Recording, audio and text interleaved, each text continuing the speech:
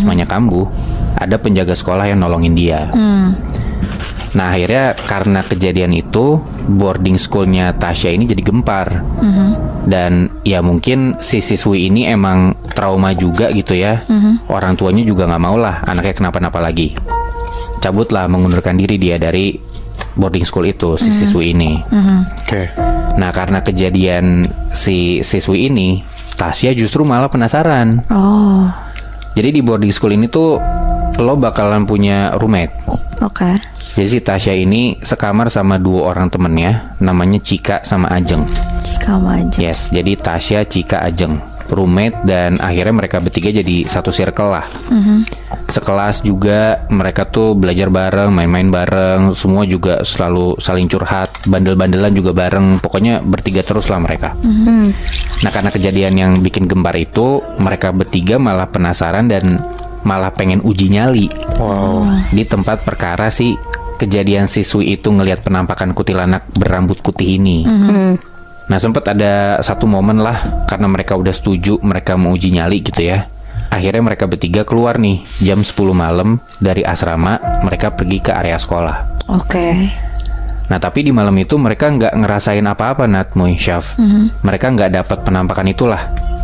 Akhirnya mereka bertiga kepikiran nih, oke, mungkin kita nggak dapat penampakannya karena kita masih di area luar-luar sekolah nih, belum masuk ke dalamnya.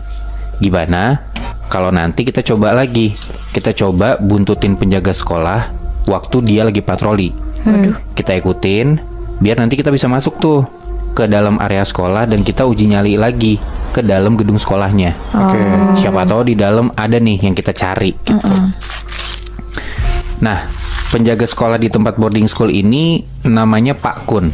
Dia ini adalah orang yang sama ketika nyelamatin siswi yang asma itu. Nah, Pak Kun ini sebenarnya bukan nama asli.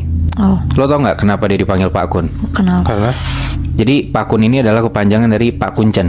Nah, dia dipanggil Pak Kuncen karena dia ini tuh udah puluhan tahun kerja di boarding school ini.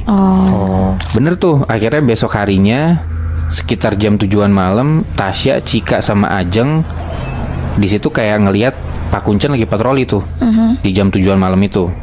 Dan mereka coba buat masuk lah ke area-area yang biasanya kalau malam tuh dikunci sama si Pak Kun ini.